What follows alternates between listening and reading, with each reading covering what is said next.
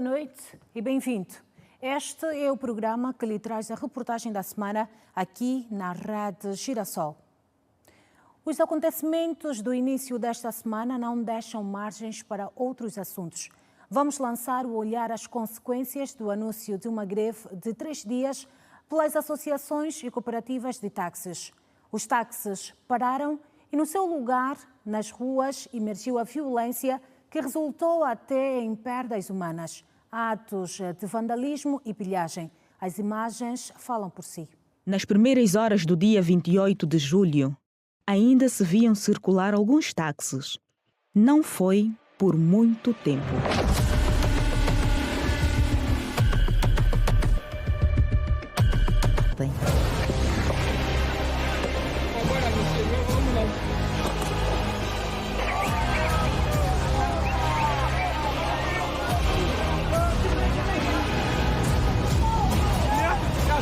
Vamos roubar chame e hoje vamos dar tiro com os polícias. O património público e de serviço público estava na mira. Automóveis que circulavam na cidade foram atacados. Os seus ocupantes agredidos. Em alguns casos, tiveram que lutar pela vida, ainda que pondo em perigo outras vidas.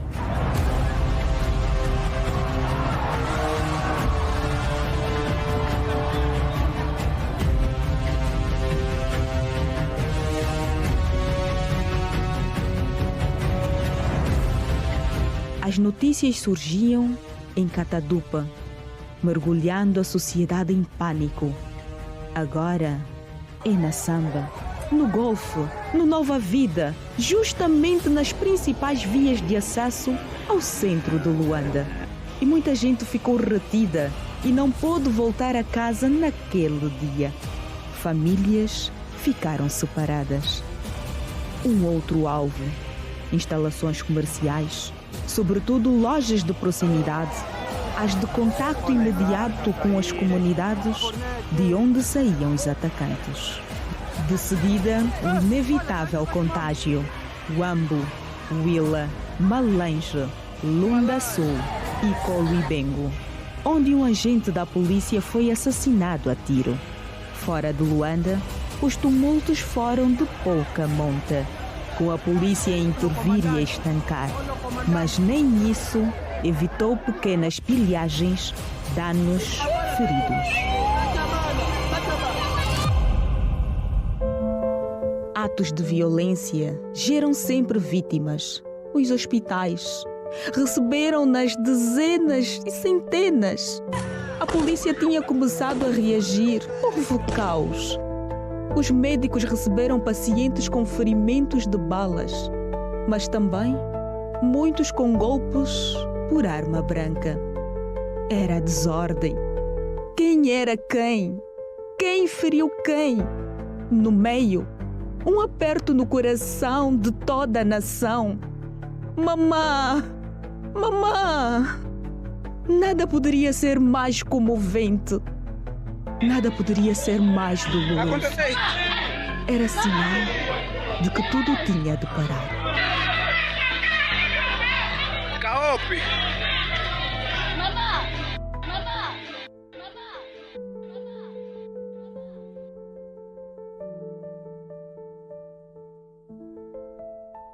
E os números, frios, como sempre, como os corpos tombados, iam sendo atualizados.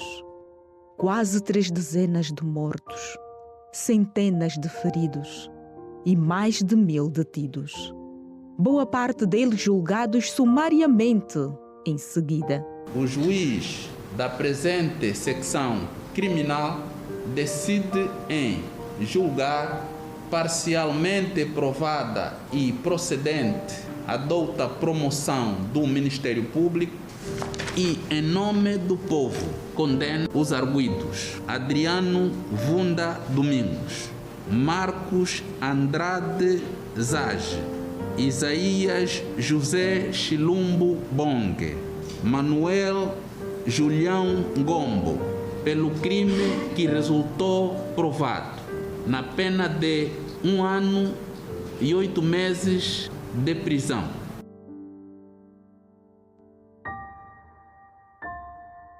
Cumpridos 3 dias de greve, tinha que seguir em frente. Até que, feitas as análises, o chefe de Estado dirigiu-se à nação para transmitir serenidade e os pésames a quem perdeu tudo. Angolanas e angolanos, caros compatriotas, no início desta semana, durante cerca de 2 dias, o país viveu momentos de angústia com os tumultos ocorridos, cujo epicentro foi a cidade de Luanda.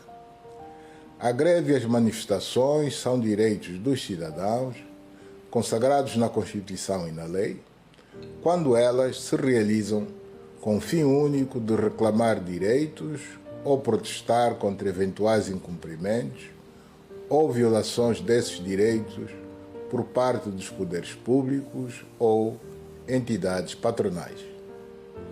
O que assistimos desde segunda-feira foram atos premeditados de destruição do patrimônio público e privado, assalto e pilhagem de estabelecimentos comerciais, ameaças e coação a pacatos cidadãos para não circularem, não se apresentarem ao trabalho, mesmo usando meios próprios de locomoção e não sendo taxistas, única classe que declarou greve. Isto é grave, isto é crime punível e condenável.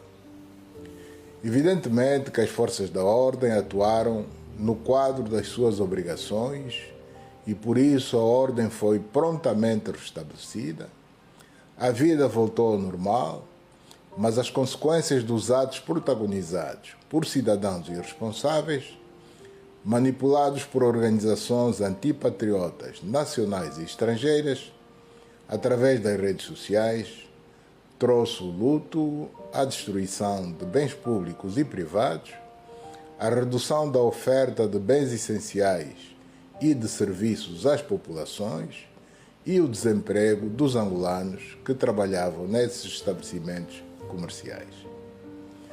Condenamos veementemente tais atos criminosos, lamentamos a perda de vidas humanas e aproveitamos a oportunidade para expressar, no nosso nome e no do Executivo angolano, os nossos mais profundos sentimentos de pesar a todas as famílias enlutadas e votos de rápidas melhoras aos feridos como consequência dos tristes acontecimentos.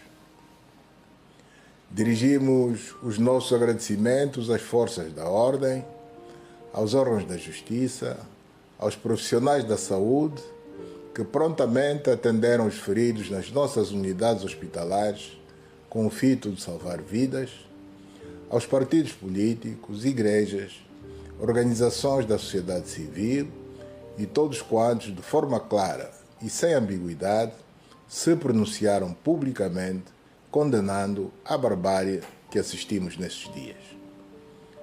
23 anos depois do fim do conflito armado e no ano em que o país comemora 50 anos da proclamação da sua independência nacional, não podemos aceitar nem tolerar mais dor e luto entre os angolanos. Compreendemos que temos ainda muitos problemas sociais por resolver. O Estado está a fazer o seu melhor, investindo na área social, na saúde, educação, habitação e criação de emprego, com a admissão massiva de profissionais da saúde, da educação, com a formação profissional e com as grandes obras públicas de construção de infraestruturas rodoviárias, portuárias, aeroportuárias, de energia e de água, particularmente das grandes barragens do Programa de Combate aos Efeitos da Seca no sul de Angola, no Cunene, Huila e Namibe, que absorvem muita mão de obra proveniente de todo o país. As obras de construção de infraestruturas nas novas províncias vão igualmente oferecer emprego a milhares de jovens que se interessem pelo trabalho. O Estado não pode ser o único empregador. Contamos também com o setor privado, o cooperativo e com o autoemprego. Que justiça seja feita têm feito também o seu melhor no que diz respeito à oferta de postos de trabalho.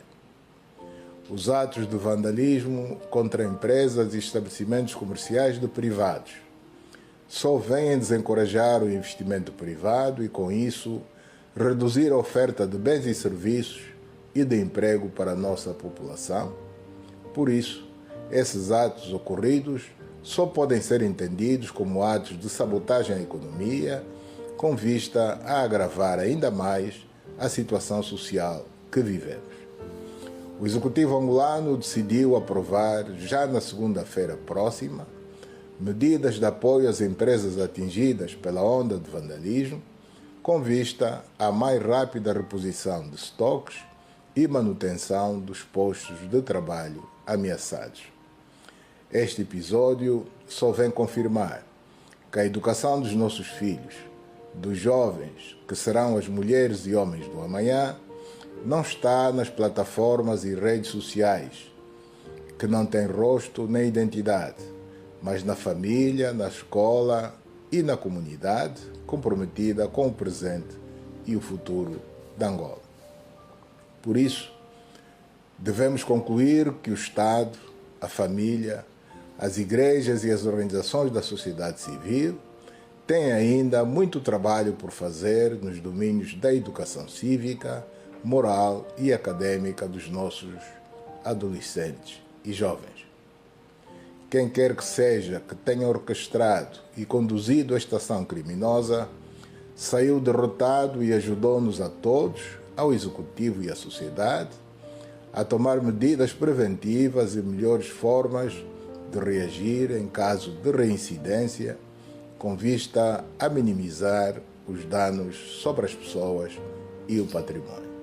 Viva Angola!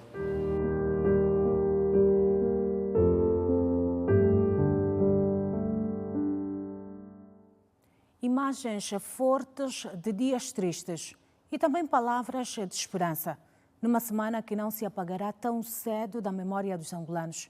Nesta edição, revisitamos ainda fresco um episódio triste na nossa história, para refletirmos, avaliarmos e para escolhermos o melhor caminho.